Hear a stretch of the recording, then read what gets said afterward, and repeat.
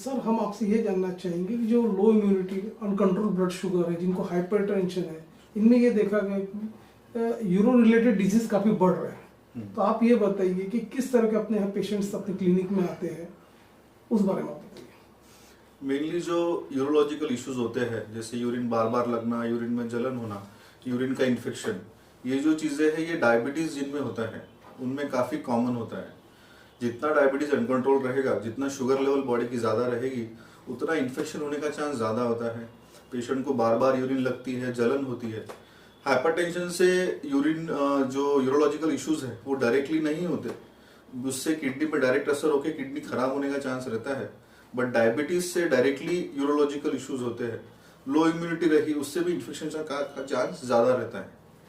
Sir ये भी देखा गया कि जो मेल इनफर्टिलिटी जो होती है, प्रोस्टेट जो ग्रंथि होती है, उनमें भी काफ़ी प्रॉब्लम्स, डिसफंक्शंस रहते हैं। तो आप ये बताइए कि मेल से रिलेटेड क्या क्या डिजीजेज होते हैं। पर्टिकुलरली अगर मेल पॉइंट ऑफ व्यू से देखेंगे तो प्रोस्टेट एक काफ़ी प्रोमिनेंट इशू है यूरोलॉजी में। वो एक ग्रंथि नॉर्मल अपने शरीर में होती है, जो एक 50 ईयर्स के बाद उसका साइज बढ़ना चालू होता है। जैसे बाल सफ़ेद होते हैं, बाल झड़ते हैं, उसी तरह से वो ग्रंथि जो है वो 50 ईयर्स के बाद उसका साइज बढ़ना चालू होता है। उसका लोकेशन जो होता है वो पेशाब की थैली और नली के बीच में रहता है, और पेशाब की नली प्रोस्टेट ग्रंथि के बीच से होकर गुजरती है। उसकी वजह से उसका साइज जब बढ़ता है तो पेशाब निकालने में रुकावट पैदा होती है। अभी इनिशियली वो रुकावट जो होती है उससे मेडिसिन से इलाज किया जा सकता है, बट अगर वो तकलीफ काफ़ी बढ़ गई या मेडिसिन से कंट्रोल नहीं हो पा रही ये चीज़ें, तो फिर ऑपरेशन करना होता है। जैसे आपने बोला मेल इनफर्टिलिटी, अभी आज का ये ज़माने में इनफर्टिलिटी का इशू बहुत ज़्यादा उभर के आ रहा है। जितने भी इनफर्टिलिटी के पेशेंट्स होते हैं उसमें 40% प्रॉब्लम मेल्स में होता है, 40% फीमेल में हो सकता है, और 20% प्रॉब्लम जो होता है वो दोनों में, या फिर कई प्रॉब्लम समझ में नहीं आता। तो मेल इनफर्टिलिटी जो होता है वो स्ट्रेस रिलेटेड होता है, काफ़ी कुछ आनुवंशिक चीज़ें होती है, उसके कारण हो सकता है। या फिर जो आजकल स्मोकिंग हो गया, अल्कोहल कंजम्पशन, टोबैको कंजम्पशन, उसकी वजह से भी फर्टिलिटी का इशू होने की बहुत संभावना रहती है। सर ये भी देखने में आया है कि जो कोविड के बाद देखा कि काफ़ी जो यंगस्टर पेशेंट्स हैं उनमें मूत्र विकार के लक्षण काफ़ी पाए जा रहे हैं। तो आप ये बताइए कि उसके सिम्टम्स क्या होते हैं, मतलब किस तरह से सिम्टम्स होते हैं मूत्र विकार के, उसमें क्या लक्षण पाए जाते हैं, उस बारे में बताइए। जिनको स्पेशली कोविड हुआ है उसके बाद से पेशाब बार बार लगना और पेशाब करने की इच्छा होना ज़्यादा, वो एक आम सिम्टम होता है जो कोविड पेशेंट्स को होने की संभावना रहती है। हर किसी में नहीं होता, बट एक काफ़ी बड़ा नंबर है जिसमें ये प्रॉब्लम होने की संभावना है। इनिशियली पेशाब बहुत जल्दी जल्दी लगती है, तो उसकी वजह से काफ़ी दिक्कत होती है, रोज़मर्रा की चीज़ें करने में काफ़ी दिक्कत आ सकती है। ये प्रॉब्लम कुछ लिमिट तक बढ़ता है, फिर अपने आप ही उसको जो है वो कंट्रोल में आने लगता है बाद में। बट कोविड के बाद से जो एक इशू देखने में आया है कि लोगों में डायबिटीज़ जो है उसकी संख्या, डायबिटीज का प्रॉब्लम बढ़ने लगा है। तो इनडायरेक्टली डायबिटीज बढ़ने से यूरिन से रिलेटेड जो बाकी चीजें हैं, जैसे ये सब पेशाब बार बार लगना, इन्फेक्शन, ये सब चीजें में काफी बढ़ोतरी हुई है। सर ये भी देखा गया है कि जो मतलब पेशेंट जिन्हें डायबिटीज है, तो ये लोग यदि दिन में 3 लीटर 5 लीटर 7 लीटर पानी भी पिए तो बड़े मुश्किल से आधा लीटर भी यूरिन नहीं कर पाते, या जाते तो उनको बहुत थोड़ा सा मामूली से लगता तुरंत वापस आ जाते। तो आप ये बताइए, तो ये जो डिसऑर्डर्स है तो उसकी भी कुछ वजह है क्या? देखो, डायबिटीज के कारण जो किडनी पे असर होता है उसकी काफी सारी स्टेजेस होती है। आप जो जिस तरह से बात कर रहे हो, पानी पी रहा है बट यूरिन नहीं आ रही है, ये काफी लेट स्टेज में होने वाला प्रॉब्लम है। इनिशियल जब डायबिटीज होता है तो प्यास भी ज्यादा लगती है, यूरिन भी ज्यादा लगती है। जैसे जैसे डायबिटीज किडनी पे असर करता है और किडनी अगर फेल होने लगती है तो उसके बाद ये जैसे आप बोल रहे हो कि यूरिन कम बनती है शरीर में, वो प्रॉब्लम बाद में होने की संभावना है। इनिशियली तो प्यास ज्यादा लगती है, पेशाब ज्यादा होती है। बहुत बार ये सिम्टम्स से पेशेंट को डायबिटीज है ये पता लगाया जाता है। तो इस तरह से उसकी अलग अलग स्टेजेस होती है कि डायबिटीज एक ऐसी बीमारी है जो शरीर के सब ऑर्गन्स पे इफेक्ट करती है, उसमें किडनी भी है, पेशाब की थैली को भी इफेक्ट करता है। पेशाब की थैली का पावर कमजोर हो जाता है, उसके वजह से पेशाब की थैली पेशाब को पूरी तरह से शरीर के बाहर नहीं निकाल पाती। उसकी वजह से पेशाब की थैली में बचने के कारण इन्फेक्शन की मात्रा बढ़ती है। सर जो लोग डिहाइड्रेशन के शिकार होते हैं, पानी बहुत कम पीते हैं, तो उसका भी इफेक्ट होता है क्या उसमें? डेफिनेटली अगर पानी अगर कम पिएंगे तो शरीर में किडनी का जो काम होता है, पर्टिकुलरली जो शरीर का जो वेस्ट प्रोडक्ट होता है जी। उसको बाहर निकालना, अगर पानी अगर कम पिएंगे तो उसको जो वेस्ट प्रोडक्ट है उसको डाइल्यूट करके किडनी के द्वारा बाहर निकालने का जो भी कुछ सिस्टम है बॉडी का, उस पर परिणाम पड़ता है। और अगर बहुत कम पानी पी लिया तो फिर डायरेक्टली किडनी पे भी असर होता है, किडनी भी अपना काम अच्छी तरह से नहीं कर सकती और वो जो सब वेस्ट प्रोडक्ट है वो शरीर में ही जमा होके अलग अलग तरीके की बीमारियां हो सकती है। सर यूरिनरी ट्रैक्ट डिसफंक्शन जिसको बोलते हैं अपन, जो प्राइमरी और सेकेंडरी स्टेज, फर्स्ट और सेकंड स्टेज में वो मेडिसिन के द्वारा क्लियर हो जाती है, लेकिन जब वो अर्ली स्टेज हो जाता है, आगे का जब स्टेज है सर्जरी करने की आवश्यकता होती है, तो किस तरह का डायग्नोसिस होती है उस बारे में बताइए। देखो ये आप मेनली मेरे ख्याल से प्रोस्टेट के बारे में बात कर रहे हैं। तो जैसे कि मैंने बताया कि साइज बढ़ने से पेशाब बराबर नहीं होती है। इनिशियली मेडिसिन देके उसको वो जगह को ओपन करने की कोशिश करते हैं, प्रोस्टेट का साइज जो बढ़ रहा है उसको कंट्रोल में लाने की कोशिश करते हैं, बट एक स्टेज आती है जब ये सब दवाई के ऊपर प्रोस्टेट का बढ़ना हो जाता है, उसके बाद फिर ऑपरेशन का विकल्प रहता है।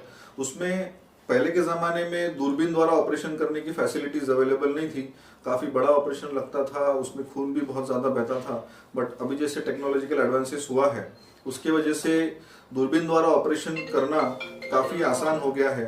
हालांकि अभी भी चैलेंजेस काफी रहते हैं, बट फिर भी पहले के जमाने से बिना चीरा दिए ऑपरेशन करना संभव है और मरीज 2-3 दिन में अच्छा हो जाता है और चलने फिरने लायक हो जाता है और उसको छुट्टी भी हो जाती है। तो जो टेक्नोलॉजी है वो इतनी अच्छे से एडवांस हो गई है, इस तरह की जो प्रॉब्लम है उसको काफी इजीली टैकल करना पॉसिबल है।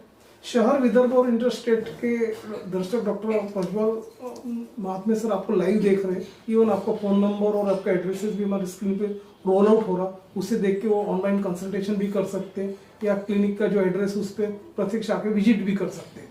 तो चलते चलते हमारे दर्शकों को आप ये भी बताइए, जिसको यूरिनरी डिस्फंक्शन के जो विकार होते हैं तो उन लोगों की किस तरह से लाइफस्टाइल होनी चाहिए उस बारे में आप बताइए।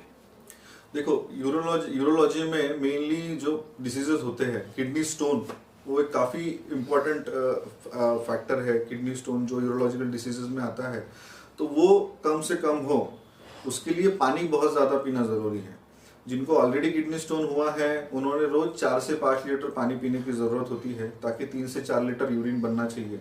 खाने में नमक कम खाना चाहिए और जो कैल्शियम की मात्रा है खाने में वो नॉर्मल होनी चाहिए।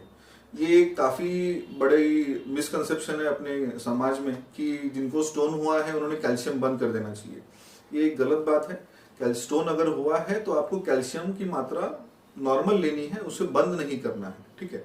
ये हो गया स्टोन के बारे में। जिनको प्रोस्टेट का प्रॉब्लम है, जिनको बार बार यूरिन लगती है, रात में बहुत बार उठने की जरूरत पड़ती है, ऐसे लोगों ने रात को शाम को 4 बजे के बाद या 5 बजे के बाद पानी लेने का सेवन कम कर देना चाहिए। चाय कॉफी का सेवन भी दोपहर के बाद नहीं करना चाहिए। कुछ लोग अगर अल्कोहल कंज्यूम करते हो तो उन्होंने उसकी मात्रा में कमी लानी चाहिए। ये सब चीजें करना इसलिए जरूरी है क्योंकि ये सब चीजों से रात में यूरिन ज्यादा बनती है, पेशेंट को रात में ज्यादा उठने की जरूरत पड़ सकती है, उसके कारण नींद डिस्टर्ब होती है, बाकी दूसरे दिन के सब प्रोग्राम डिस्टर्ब हो जाते हैं और पेशाब पूरी तरह से अटकने के भी प्रॉब्लम हो सकता है।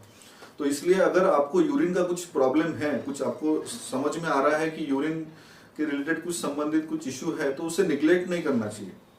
जो भी आपके पास का यूरोलॉजिस्ट नजदीकी जो डॉक्टर है उनसे सलाह लेके प्रॉपर अपना जांच करा के मेडिसिन या फिर सर्जरी जो भी चीज आपके लिए जरूरी है वो करवानी चाहिए, क्योंकि अगर समय रहते इन चीजों पे इलाज नहीं किया गया तो फिर आगे कॉम्प्लिकेशंस होने की संभावना रहती है, किडनी खराब हो सकती है, जान का भी धोखा हो सकता है। इसलिए ये सब चीजों के बारे में अगर समय रहते बराबर स्टेप्स लिए गए तो फिर सब चीजें नॉर्मलाइज हो जाती है, इतने दूर तक बात पहुंचने की जरूरत ही नहीं होती। सर ऐसे भी यूथ देखा गया जिनकी सीडेंटरी लाइफस्टाइल है, लाइक एक्सरसाइजेस बोलो या फिर अल्कोहल का ज्यादा कंजम्पशन करते हैं, ऑयली और स्पाइसी फूड खाते हैं, उसका इफेक्ट उनके किडनी पे, पर्टिकुलरली प्रोटेस्ट पे अपन जो बोल रहे हैं, प्रोटेस्ट पे कितना इफेक्ट होता है उस बारे में बताइए। आजकल जो लाइफस्टाइल का इशू है वो काफी आम बात हो गई है, क्योंकि लाइफस्टाइल ऐसी हो गई है कि काम बहुत ज्यादा है लोगों में, बट एक्टिविटी जो रहती है बॉडी को जितनी जरूरत है वो नहीं हो पाती। उसकी वजह से डायबिटीज, ब्लड प्रेशर, ये सब बीमारियां काफी बढ़ गई है। तो ये बीमारियों से किडनी पे डायरेक्टली असर पड़ता है। किडनी का जो यूरिन बनाने का काम है उस पे हैम्पर होता है और यूरिन बराबर से बन नहीं पाती, इसकी वजह से किडनी फेल होने का काफी ज्यादा चांस रहता है। लगभग जिनको डायबिटीज ब्लड प्रेशर है उन लोगों में 25% चांस रहता है कि उनकी किडनियां फेल हो सकती है।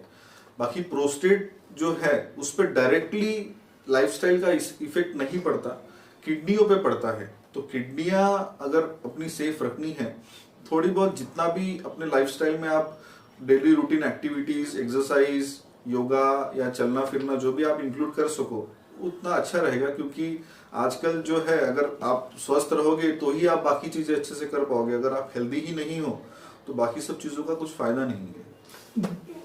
दूर दराज के दर्शक डॉक्टर प्रज्वल सर आपको लाइव देख रहे हैं, हमारे दर्शक जो विजिट करना चाहते हैं अपने क्लिनिक में, तो आप ये बताइए कि यहाँ पे किस तरह की फैसिलिटी या लाइन ऑफ ट्रीटमेंट अवेलेबल, उस बारे में आप बताइए। सबसे पहले तो जो भी पेशेंट हमारे पास आते हैं उनकी हम पूरी तरह से अच्छे से हिस्ट्री लेके उनकी जांच करके क्या इनको प्रॉब्लम है उसको समझने की कोशिश करते हैं। उसके बाद जो भी जांचें रिक्वायर्ड है वो ट्रीटमेंट यानी डिसीज के डायग्नोसिस तक पहुंचने के लिए, वो करने के बाद जो भी डिसीजेस यानी जो भी डायग्नोसिस होता है उसको ट्रीटमेंट करने के लिए हर तरह की सुविधा अपने पास अवेलेबल है। Open surgery, endoscopic surgery, stone के लिए लेजर सर्जरी या फिर लैप्रोस्कोपिक सर्जरी, हर तरीके का इलाज यहाँ पे जो भी आज की लेटेस्ट टेक्नोलॉजी है वो सब तरीके से हम ऑपरेशन करते हैं। जैसे